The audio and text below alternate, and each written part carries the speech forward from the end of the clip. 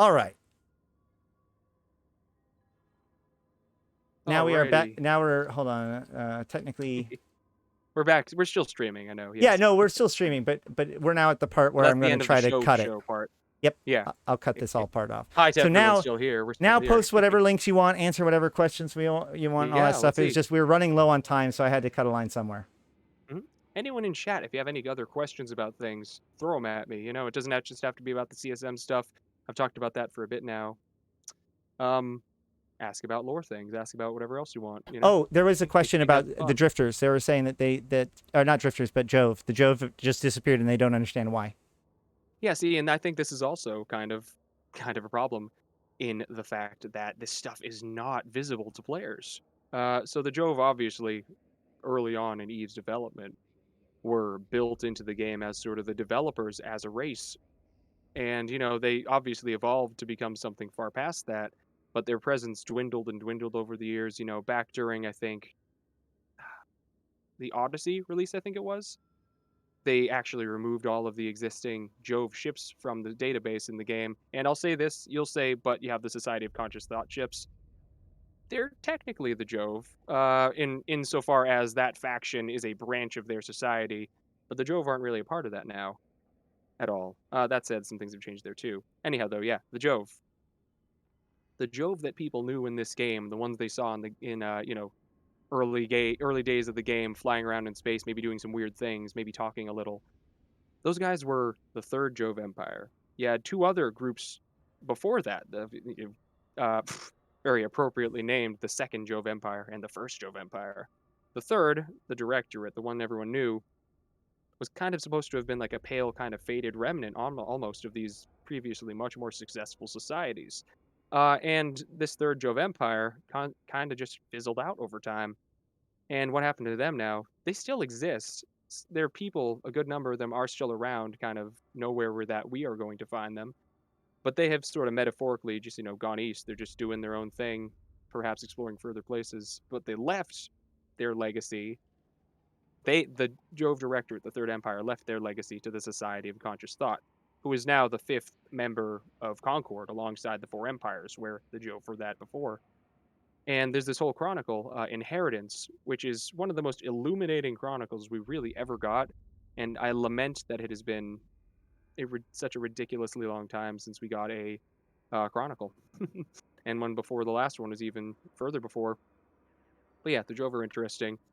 The Jove Directorate is functionally gone, but they still exist. And then, you know, the Jove as a story element are far from gone because you have the Drifters as well as the Triglavians. And Right.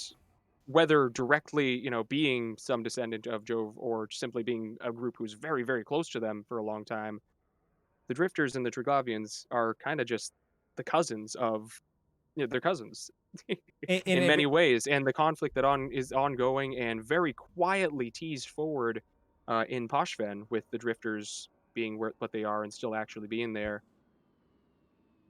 There's a lot to do. The Jove are not dead. Just that one group that we all knew to be the Jove are defunct. They're yeah, far from gone with their presence in the game. So anyone who worries about that, I can always point you to some fun things for that. And so, what the great Kinsey is saying that Edencom should have been Jove. They already existed. We didn't need Edencom. no, that wouldn't I work. argue that you needed the empires to be the ones fighting back against things. But if you want to go forward a bit with some ideas, I actually do like Edencom as a faction. I think if they had been fleshed out a bit more, they could have been ridiculously rich. There was a lot of stuff that CCP actually really wanted to do with them that they didn't have time to do, like those Edencom refineries that exist. That was supposed to be like a game feature that they wanted to do something with, but again, they didn't have time. But if you want to talk about Jove stuff again, a favorite idea of mine, you know, a thing that I would love. So Jove space on the map, all the stargates were blown up and killed forever ago, when you know Caroline Star and all that stuff happened. If someday there was a say new kind of invasion content where that space became a thing where things began to happen, and it was a fight, say, between the Drifters and the Triglavians for, again, the legacy of the Jove, I think it could be a really fun thing. And that's just an idea that I like. Yeah, Ah, I think that it is very clear that like people were very interested in the Jove, but the Jove that existed were designed to be a shadow of their former self. They're an Yes, yeah, empire in decline, and therefore the Jove as they weren't the Jove that everybody wanted them to be. In fact, like yeah, one of yeah. the The only image of things, them was an inflated thing, which is really actually really neat. right? So the So Battle of Vakadioth, there's a monument for that in game now. If you go to the system of Atioth, you can actually go there to the right, site of that battle, but and I love that that's there now. but that's all But historical stuff. My point is that yeah, like when the Jove were in the game as like a character actor, they actually messed stuff up a lot. The teleporter yes, goes oh yes, wrong. They again they were an empire in decline. The third Jovian Empire wasn't the Jove. When people were like, that people, "Let's do more Jove stuff," it wasn't the Jove that they were talking about. What people are interested in is actually the second Jovian Empire, the pre-Shrouded Days Empire, that yeah, where all the really non-fallen weird empire. stuff started happening, And the so what I really strange far back things. And to anyone so listening, the so Jove includes not only, the Jove themselves, but the Drifters and the Sleepers are also Jove, and the Triglavians are involved in their story. And it's this whole ancient right, web that's continually being spun forward, and it's a lot of fun. and that's So that's and fun. that's Oh yeah, and then that's what I'm trying to get what's to, if I can. So, but the point is that what I believe that they did was they took out the modern Jove, the weak Jove. They got rid of them. They went to the east, and the few remaining are scattered. Uh, and what they did was they brought back the interesting Jove, right? That's why we have the Drifters and the yes, Triglavians now. They brought the conflict from the ancient days. They said, "Oh, you want the Jove? Well, be careful what you ask for because we're going to bring back the old Jove." And I think that that's yeah. part of what the Triglavians and Drifters really represent. It absolutely is, and I really hope that's not a thing that goes too much by the wayside. The drifters having been, again, placed by the side of the road for such a long time now, kind of hurts. Really, I think that it was a combination of back in 2015, you had Empress Jamilstorm get killed, but then her corpse got spirited off somewhere by some player, and it's never been seen since, and that would have been the catalyst for some huge developments in the actual ongoing story of the game. And in addition to that, the drifter incursions broke so terribly that they had to be turned off and they never brought them back. So that combination of things, I feel like that sort of just halted their story and it's never really picked up again. And I hope that someday it does. At the same time, though, one of the things that continues to bother me is that like we have abandoned a whole bunch that is there, right? There's so Yes, much that that too. that to understand in sleeper space. There are things that right now for us to piece together. Eric Jalon, when we got the answer of the other, everybody kind of said, "Oh, okay," and walked away. I feel like we never went back and used the key to unlock the answers that was back then because we kind Yeah, of moved it's true. on. There's sort of things that, And so my concern is that like we keep saying like, "Hey, CCP, do more with the lore," and CCP's like, "Dude, we've had a secret. You guys still haven't figured out how to trigger the drifter hives yet. Why would we do more with nah, the no, those drifters?" aren't a thing that there is a trigger for, sadly. I mean, it's, those are fun too, because like the entire idea I behind it is wouldn't be neat. And so I I wouldn't be think that so the confident in initial, that. there could be something. I say it's unlikely, but I hope there is. I'll say that. I, I will At say the that if at the there's same nothing time, more to be discovered, then they sure seem to be pointing to it a lot. that is true. At the same time, though, I think whatever the initial conception of what they wanted the Drifter Hives to be, and also the big Nexus Gate things, I feel like those things may not be what they were originally designed to be at this point if they were to use them again in the story. Well, Like, say, because the either Triglavians didn't exist as a concept until they were needed. They were thought up of, and that there was a need for them in the story. They were right, but based they on something far back, of course, that right. has some really interesting context, but they were created because they were needed. And now I think, and this is me going back to the way where a synthesis of all these different works that have been created for Eve, again, over the course of nearly 20 years, um, all these different story works, there are ways to fit these pieces together from a, internal narrative standpoint that can make it all really just mesh so very well. And the conflict between the Drifters and the Triglavians is, I think, just such a fantastic place for that to really, really, really come to the forefront and be shown off as a as a very coherent story because it can Right. easily be woven, I should say. My concern though is, so much of the puzzle box was in there, and there's so much more to Yes. discover and piece together. And we haven't even like again like see, it's hard to tell CCP to do more of that if we still haven't even figured out why the Orzu Oreznik or whatever it is named that, which Yeah, the was Oruz Osobnik yeah, which thing, is which what is Drop that's Bear another thing that's super hinted at 10 years ago. hinted at it being important. And you know what's a funny thing? Even though obviously none of this stuff would have ever even been a consideration at the time, the Oruz Osobnik is the only thing in the game that has a Slavic sounding anything to its name. And on top of that, it is, if you go to the site itself, it is three sleeper enclaves feeding into one central one. And if you look at that, and then someone is to see that, and they think, "Wow, that sounds kind of like Trig stuff," and then they go and read, say, Mithra's Gate, and then they read stuff about the Trigs. There's so many things that feel like they're in such a perfect place, just fall into place together in a way that makes it all work. And it's just there's a lot there.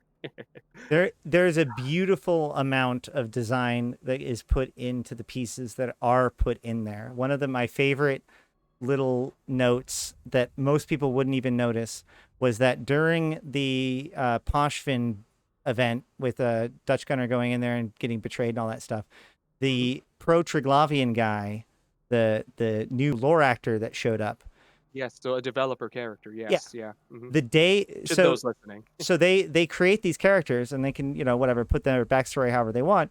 Um, Savvy people who looked into that person the day of the first post would notice that as of the first day that he posted on the forums, which was the first time we ever saw that character, it was his 333rd day since betraying to the Triglavians. Oh, was it? Yep. There are little notes like that. There are that go I love that throughout sort of the thing. game. Like I and love that. that That's more of an Easter egg, I think, but that's a fun one. well, but there's big and small, right? Even when I go Yes, back yeah. and look at the Equilibrium of Man event, the thing that's amazing about that event was that it wasn't just a throwaway story to set up an event that No, yeah, it had was the culmination of a huge arc of stuff that involved that character who ended which up being a huge betrayer flying that EOM Titan. but Like, what a here's great way to do it. but the big value of it honestly was the follow through, because what that does is you now can go back and recontextualize so much, right? Like even just earlier today I was talking about this because it was like we were talking about the Galente presidency because Mhm. mining thing is wrapping up, and so Nth Dimensional was asking me about like, well, what about the Galente president? Tell me about Celis Agard, because obviously we're doing this because of Celis Agard. And I, as part of that, I was like, oh yeah, also she was assassinated right before being elected because that's a thing. So she's dead and then Yep. brought back, totally not replaced. Don't worry, guys. Um, That's an okay, idea, well, isn't it? there's paper on the desk. Sorry. Um, so, any rate, what occurred to me? So then I started going back to those old plots to the terrorist attack thing, and man, now I can't remember the detail. Oh, right. So one of the poisons used in the terrorist attack, they specify that the toxin used was death glow. Yes, which is also a thing that's been Right. around for a bit now. Mhm. But no, not just around, not just around. Rumors around about Chalkade specifically and his relationship to using death glow and using it as like using undercover agents in order to do stuff. That is part of his whole plot that goes back from 5 years ago. Chalkade No was kidding. the Seriously? guy who did the firebombing because people were talking shit because of the death glow attacks on the Khanid kingdom. He was the Khanid that responded to the death glow attacks. He was the guy that was accused of working with the Blood Raiders to actually perform the attacks Oh my undercover. goodness. Yeah. Yeah. So I then you go actually didn't back and even you're know like, that. wait, the Galente election involved had a terrorist attack involving Deathglow, and then now they're like, well, because the thing is that like the FIO ever since then has tried to like peg everybody on that. It's like 6 months ago they were like, and now but we're looking into whether or not the Triglavians had to do with that terrorist attack. And now that Mhm. the EOM is happening, it's like we're looking into whether or not the EOM had to do with this terrorist attack. And I was like, yeah, There's just okay, all this stuff whatever. where it's like, it all can be connected in some way, and it usually all those considerations for how these things could be connected are built into the way they're writing the lore stuff, which I A- think is just wonderful. And I that's mean, what pisses me off when Delegate they Zero is don't actually yeah. show the world news anywhere, because it's like Oh all of this no, stuff it's is not there, anywhere. You have to look for it. and all day every day I hear from people, well, I wish they would do this, or they should do more of this, or I wish they'd follow up on this story, and I'm just like, it's And a lot of this literally stuff has been. freaking Mhm. there. But the thing is, no one knows Yeah, because it's not linked to anywhere officially, which it's again, that yeah, that's 10%. so much of a thing I want to bother people about. It's that And 10%. there's people who have already said that they want to try to make that happen though, but it's just a matter of again, dev bandwidth. It's decisions from above. It's not just the developers who can do that that get to make the decision, sadly. So I get that. That's just the nature of game design. Yeah. Whatever though. World news in the game, in the agency. Rebrand agency as Aura. Okay, I'm going to get on a rant. Rants are fun. That's what this is good for. One more thing. Somebody actually asked, why aren't the observatories gone? So, one of the things I really like Which about observatories do they the mean? Jovian observatories, one of the things I really Oh like yes. about the latest one of the world news involving the landmarks was that they Hmm. talk about, because the Battle of Akatioth, you mentioned that they Yep. put And one of them was there at that time. right, and so Is the retcon kind of recontextualization of some of it. well, That was the location at which the MR targeted the Jove because they had a thing there. Exactly. well, no, like they targeted it, that it wasn't a retcon because those observatories were cloaked. So I don't think the Yeah. observatory was Sorry, part of to that. say retcon is disingenuous. Well, it That is just to say, it, they're adding it backwardsly into it, which makes it all make sense anyhow. Because yeah, exactly, why else would the Jove have something there? You know, yeah, they already right. had stuff monitoring But there. but the but the thing I got out of that is, in that world news article they refer to the nanorot going on the observatory. This Hmm. goes back to Inheritance when they're talking about the nanorot that's breaking up the Jovian structures in Jove space. Jove Hmm. structures Yeah, are decaying by repair nanorot. nanites going. Yeah, nanites going rogue locally, just kind of over time breaking down and things kind of falling apart. And the reason why that's really Space rot. important It's is that fun. because we, up until this point, we slash I had believed that the destruction that we saw on those observatories were being caused by the drifters, that they're Well, it's a taking pieces combination off of because it. they are seen to be doing that, but obviously that's not the only thing causing it. Exactly. Right. So that it, but again, the description suggests, this description doesn't say now torn apart by drifters. It says that it's succumbing to Although nanorot. it is speaking of that specific one in the site, however, isn't it? Right, but it's visually the same. So what my It point is the is that same this option, gives us yes. better insight as to what actually happened, and maybe perhaps the thing is that we assumed that the Jovians were taking the pieces from the observatories to build the pickup sticks. This suggests that that may not be true. That they're not necessarily disassembling the observatories, but guarding it for some reason. Um, Hard to say, but I found Well, they that a guard very their interesting resources, piece. that's for sure. I still Yeah. remember CCP Falcon way back speaking about how, the Arithmos Tyrannos when it was introduced. Why, okay, the drifters are guarding the sleepers. But the way he described it was, that they're guarding resources. Because they need the bodies. They need all of that. The drifters, honestly, just to kind of start on a little bit of a tangent, I love the drifters as a faction, and they've never said a word. And despite that, they're one of my favorite groups in the game just because of what's been built into what's obviously their story.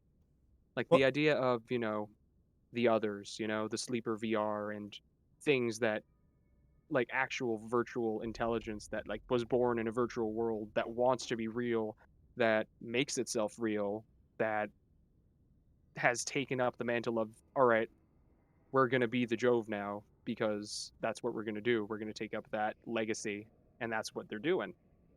The Drifters want to be the Jove, the second Jove Empire, really properly, hence naming themselves after them. The yeah. Vigilant Tyrannos is directly referencing the Tyrants, which were the leaders of the second Jove Empire, and then talking back forward a bit to the more modern day stuff. Poshven brought with it something so small yet so interesting and genuinely just enlightening about the drifters. And I'm going to link a post in the chat as well. But the names of the drifters that you can encounter in Poshvan are very, very important because they base a lot of their stuff on old ancient Greek military kind of hierarchy and structure. and really specifically some, I think it was Athens that kind of is brought into play here. But you have, if you look at the drifters in game, you have the Tyrannos Strategos is the, quote unquote CEO. That's the command structure of it. That's the one at the top. And at that before Poshven, well, actually, you know what? Not before Poshven, but originally that was the only drifter that had its name being name Tyrannos instead of, sorry, and it was the only one that said Tyrannos name instead of name Tyrannos, like Apollo Tyrannos, Arithmos Tyrannos, Yeah, Charybdis Tyrannos. Every Tyrannus is the regular last name. drifter. Yes, exactly. It's and those are all, supposed to be like ranks, pretty much, is the interpretation that most people take. But also, it could be a little more than that, but we can talk about that too in a bit. But you have the Tyrannos Strategos, which more or less translates to, tyrant general. And, then at one point, so people are like, all right, so this one's kind of the one in charge. All right, well, okay. Then at one point, forever ago, I don't know if you guys remember the event where the Society of Conscious Thought was releasing the Praxis soon after. During that event, you could get an escalation from the sites that were being attacked by sleepers and drifters to go to well, basically they brought some drifter hives into K-space, and there you could fight a drifter called Tyrannos Polymos, which is the only other one at that time, and up until Poshfen, that had that same name format as the Tyrannos Strategos. And Tyrannos Polymos is, it pretty much means like warlord kind of. And everyone thought that was really interesting. Some people were like, all right, well, what if this is some really important person? And even back then I was saying, all right, what if this is the other? Now that, Jamil Sorum got killed and presumably something got taken back there. And that sort of disappeared completely after that event and wasn't seen ever again until Poshven, in which you have, again, you get 6 new drifters. You have 3 cruisers, 3 battleships. There's a strongest version of each. The strongest cruiser is another new one, the Tyrannos Navarcos, which Did is you basically Tyrant Admiral. And if you see the strongest battleship one in Poshven, guess who it is? It's the Tyrannos Polymos. It came back there. That's the only drifter they've ever reused anywhere. And what's even more interesting was the name of the NPC ship that it pilots. It's not so usually you'll have, the thing be Drifter Battleship, or in, the Abyss you have Drifter Assault Battleship or Frontline Battleship. Drifter Strike Battleship if it has the super Yes. weapon, Mhm. Drifter That sort of thing, Scout yeah. And Battleship, yeah, I think, or something like there's that the if it's Raider weaker. battleship and the Strike Yeah. battleship, and then Scout cruiser and something else cruiser, and then but the highest ranking ones have a ship that actually has a name. So the Tyrannos Navarcos has the Tyrannos Navarcos cruiser. It is what it's called. But the Hmm. Tyrannos Polymos, it doesn't just have a ship that says Tyrannos Polymos battleship. It's Tyrannos Polymarchos battleship. And that is a very intentional choice.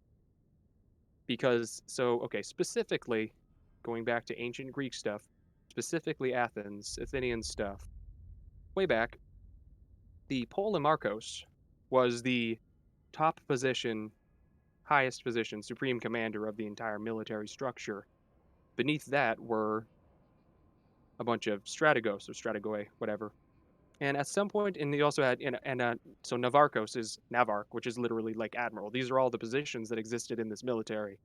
And mirroring history here a bit, way back when, at one point in history, the role of the Polemarchos, they kind of ceded their responsibility there to all the Strategos. So the Strategos, after that point, became the ones who were kind of the ones running everything. Are we still talking And about drifters?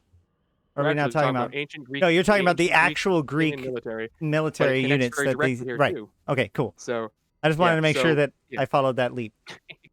yeah. So what happens here I got is very the distracted, but Polemarchos now I have to wait becomes until it happens again, and then I'll interrupt you. Carry on. well, that happens. That's fine. I No, totally no, no. get You'll that. see. You'll see. I have something So to what happens mention. here Go on. is the Polar Marcos becomes sort of a casting vote in things where if decisions can't be made, the Polar Marcos kind of plays that role. Now, getting back to Eve's side of things, at this point, it is in all but words that directly being said, known really. Anyone who thinks that the Drifters aren't the others, those AIs that showed up in the sleeper world, probably wrong.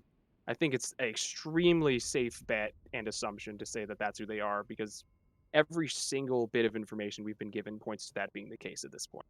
So, drawing from that, though, the Drifters came and they killed Jamil Sorum way back.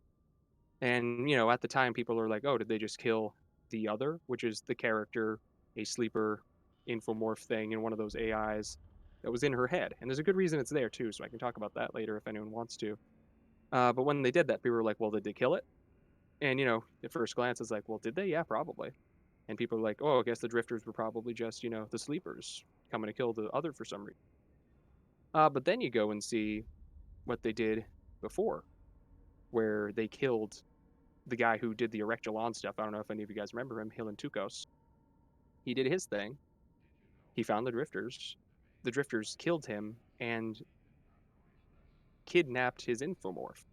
You know, like the pod scan. They somehow managed to take that and they took him. That's essentially him. They kidnapped him in the form of data. And Right. that's an easily, and then people take from that, okay, well, they could have easily taken back the other. And what happens here is where I'm going to relate this back to all that ancient Athens stuff, which is fun. In the ancient Athenian stuff, the Polemarchos was originally the guy on top. He ceded that role to all of the Strategos, giving them sort of the top power of things, where he became sort of an outside thing. In Eve, you have Strategos, the Tyrannos Strategos, being the top role in the Drifters. But then a while after Jamil Storm got killed, you had the Tyrannos Polemos show up in those sites where they were messing with the Society of Conscious Thought stuff. And you know, you might think, all right, well, why wouldn't that thing be like the one in charge again? And then you can actually, and this is another one of the sorts of things. So I'm going to move this now to a place where I can say this is where you can use lore to explain things that happen in a game features, and perhaps even game malfunctions. When you had the Drifter incursions immediately after Jamil Sorum got, you know, taken out, and, you know, obviously they recovered the other, if this is the case, you had all the Drifters start attacking Amar. But then out of nowhere, a lot of stuff starts going wrong with the Drifters. All their ships start shooting each other, and things break down completely, and they stop entirely. And then later on, you see this Tyrannos Polemos showing up as a Drifter strike commander. That's what it was during that old Society event. And you have, you know, the Strategos still being the ones on top here. And then we're in Poshven, and you have the Tyrannos Polemos in a Tyrannos Polemarchos battleship on the front lines here and fighting. And it's a fun thing to me to think that blending all this information together, it's a really reasonable consideration to say, all right, that character there, that Tyrannos Polemos, could literally be the thing we knew in the lore as the other. And it's just these sorts of little connections that can be made. It's not just stuff with the Drifters. There's all these things throughout the weird, mysterious histories of the different factions and bits and pieces of things that have happened in the game over the years. That's like, these are connections you can very validly draw. And when things fit together, fit together. Like, I still remember way back when we were talking about Drifters really early on after they were first introduced. And one day I was looking, you know, I was looking through Eve's source, reading some stuff, and I realized that, oh, the guys who were in charge of the Second Jove Empire were called the Tyrants. And from Right. there, everything started where we were like, oh crap, Well, this also is the things like connection. the use of Greek Yes, nomenclature, which is an association with the Jovians. You And know, that and was always whatnot. like a thought. But then you go, and then we basically at the point where we Whoa! all Look! saw, I Look! remember this Shoot! too, you Shoot! know, Look! Look! Look! Tyrants. Look! Stop! Was that Look! Look! Look! Oh no! It's the CSM? end of it. Yeah, there's a legitimate CSM. Somebody go like quick make a Oh, snapshot. that's the billboard. I saw Yeah, that on Hobo League. Yeah, I didn't know. I'm happy So that they there's added that, even like a post on Reddit that's like they should make an in-game ad for the CSM and election, they have. and I even was like, "Do you really want to see this for the next like 6 months or whatever? Like the election's next week," and then people are like, "Yeah, okay, whatever." But no, they did one. There is one. It's coming. Cool. That's good to know. That is good to see. I like to see That that. was the thing that I was pointing at earlier, guys. That's why you're on Singularity, right?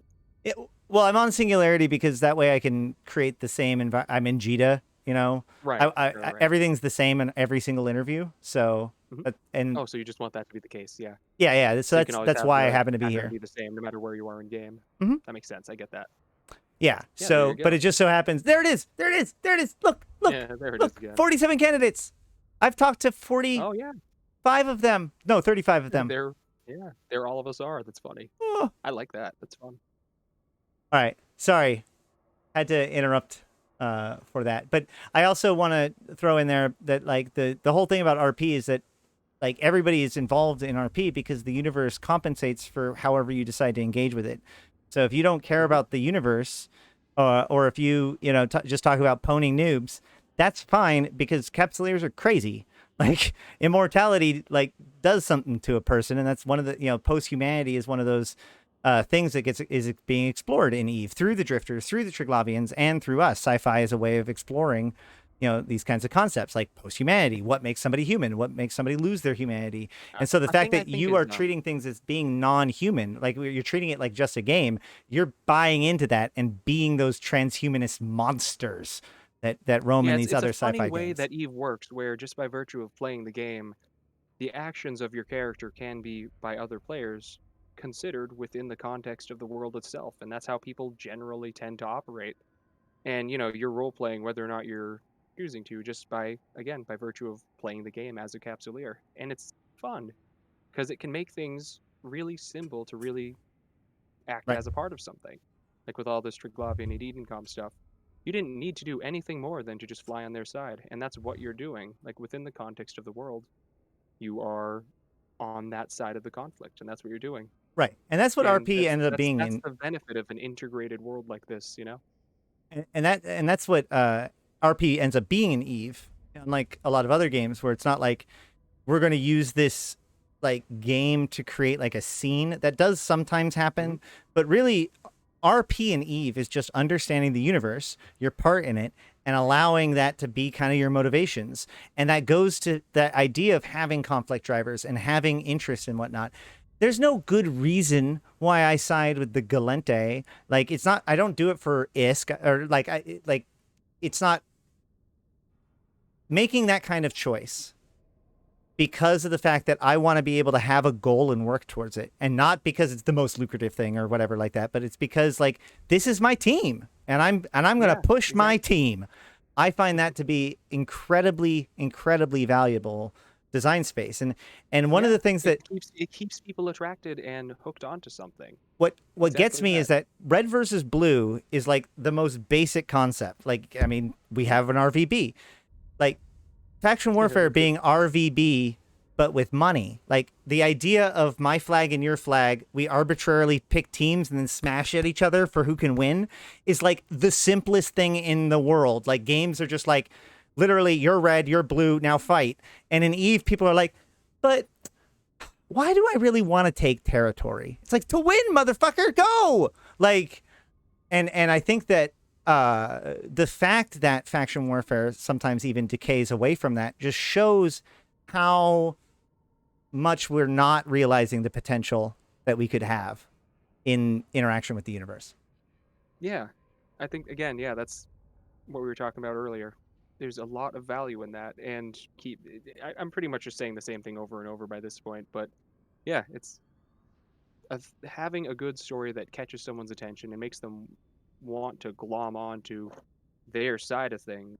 It keeps them going for it. And like Invasion Chapter 3 was literally red versus blue if you look at the colors. I So, mean, it was, but yeah. again, it also It's a red versus succeeded blue in which you had people really invested in their side of things, and they exactly. could play into it and say why and describe things and stay attached to it even after the stuff is done.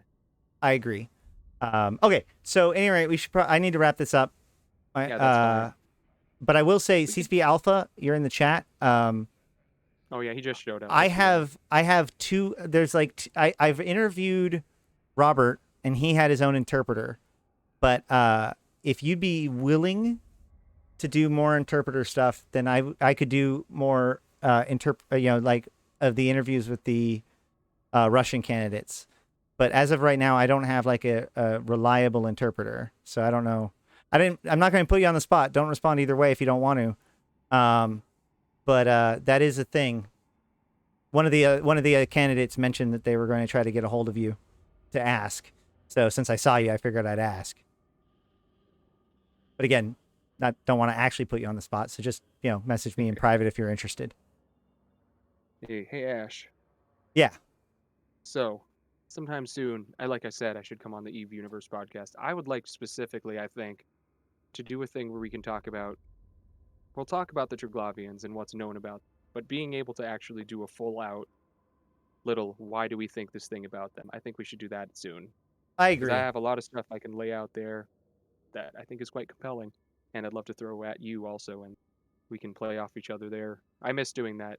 I remember when we all started things with like the hydrostatic podcast. I think that was some of my best time in Eve, probably when we would do those semi regularly, and again, a lot of value in discussing the world of things and guessing at the context of things and what was to come. That was always a good time.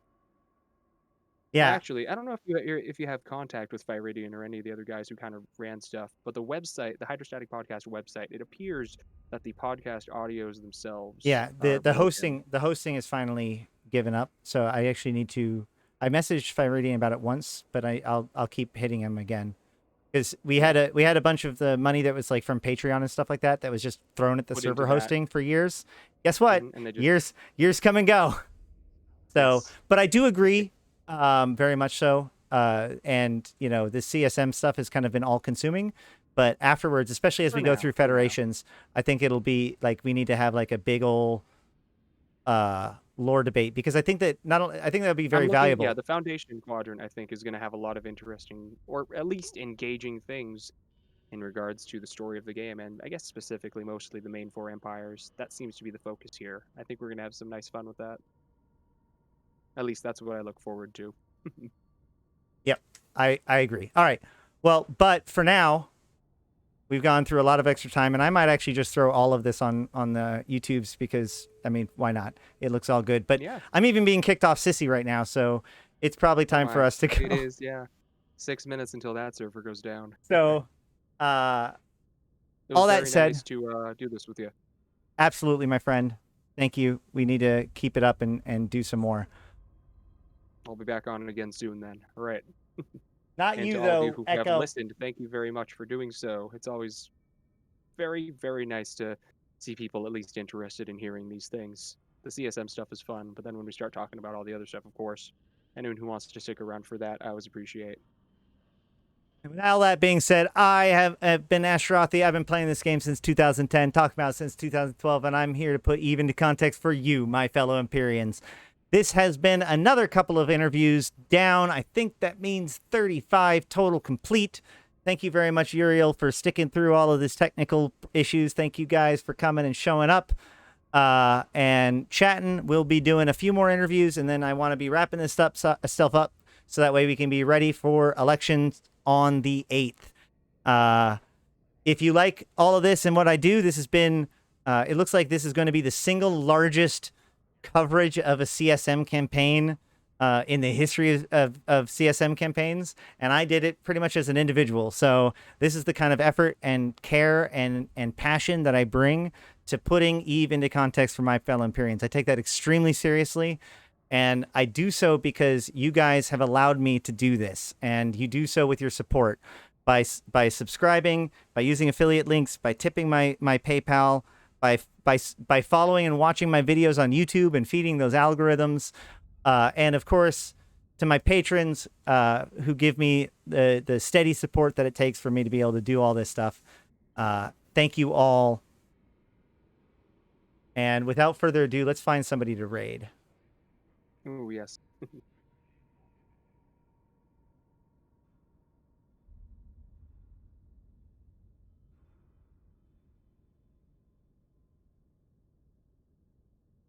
Let's see. Oh, we're going to head on over to 3-Foot Ninja, who is finishing up our Stargate Trailblazer event, building the Stargate for President Celis Agard in Losec.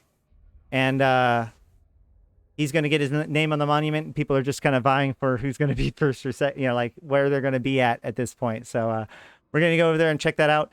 These mining sites are pretty fun if you haven't checked them out before, and they're going to be coming back with the subsequent events for the rest of the season. So yes, Staingate does have names on it. In fact, I think that the corporation that's now #1 on the Staingate is called Losex Gate to Stain. So Stain Guy may not That's have his name wonderful. on it, but people made sure that In Stain got taken care of. in spirit, it's him, you know? He's said Stain, it for years and years and years, and I Stain love that it's guy happening. Stain guy said that he would not put his name on the monument because he didn't want his name associated with anything Amar or a mining event. So I guess I admire his commitment. there's that. I don't think he's biomassed yet, but he should be doing that soon. But yeah, I love that guy. Some good characters out there in this community. we've been really working hard for President Celis Aidgard to make sure that Malro and Aderon are both on the monument. So we're going to head on over there. And until next time, which is probably going to be tomorrow, I've been Ashrathi, and I'll see you in space. Oh, that's not the right one. There we go.